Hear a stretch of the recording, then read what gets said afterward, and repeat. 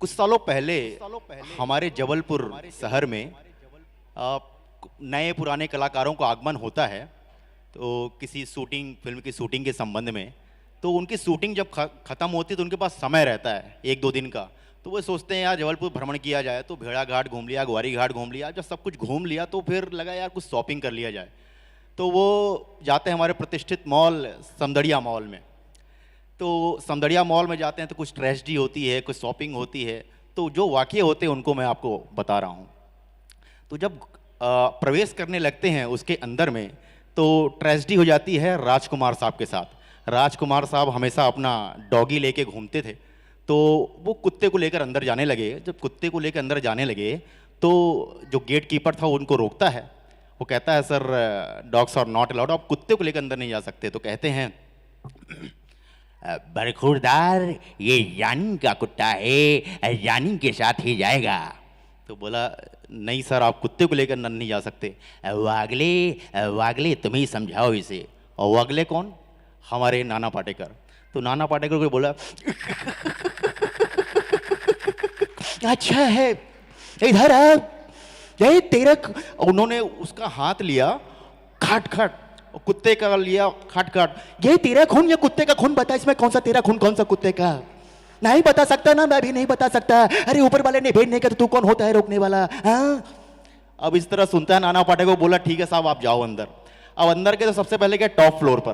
Top floor पर रहता है स्कैरी हाउस। स्कैरी हाउस में इंटरटेनमेंट के लिए कुछ भूतिया शक्लें दिखती हैं, तो इसको देख के लोग इंटरटेन होते हैं। तो घुस गए हमारे बहुत पुराने कलाकार ओम प्रकाश जी।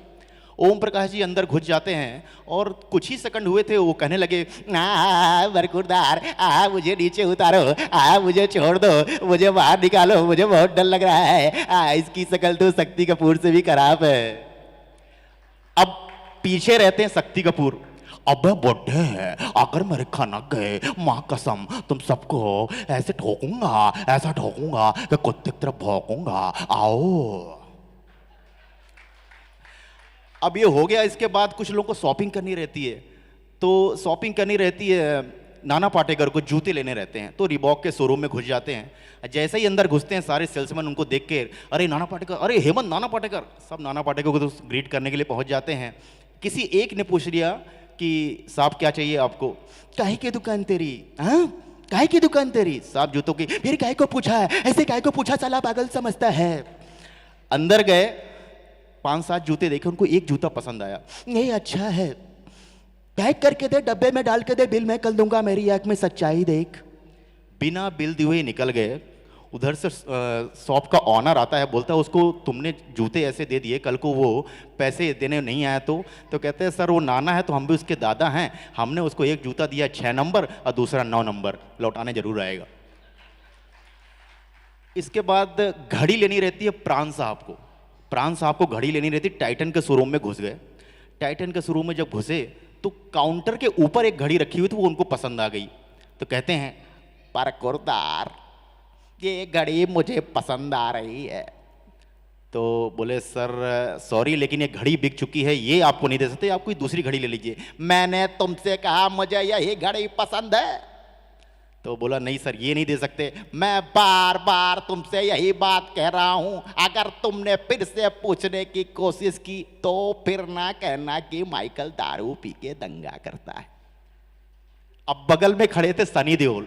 सनी देओल के सामने उनके सीनियर की बेइज्जती हो रही है, तो सनी देओल पगला गए, बोलते हैं अबे ओए यही मारूंगा, चीर दूंगा, फाड़ दूंगा, हैंडपंप उखाड़ दूंगा, अगर तूने फिर से बेइज्जती की तो बहुत मारूंगा तुझे।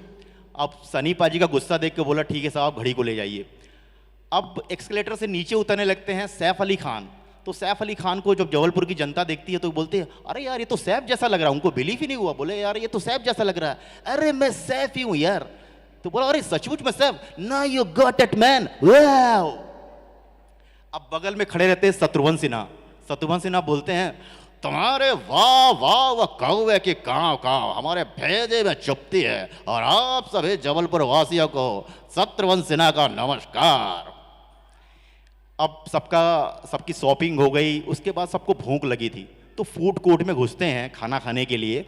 तो जब खाना खा लिया उसके बाद जब बिल पेमेंट की बारी आती तो आगे बढ़ते हैं एक ऐसे कलाकार जिनके घर में जाके देखेंगे तो आपको बर्तन कम अवार्ड ज़्यादा मिलेंगे। नसीरुद्दीन शाह।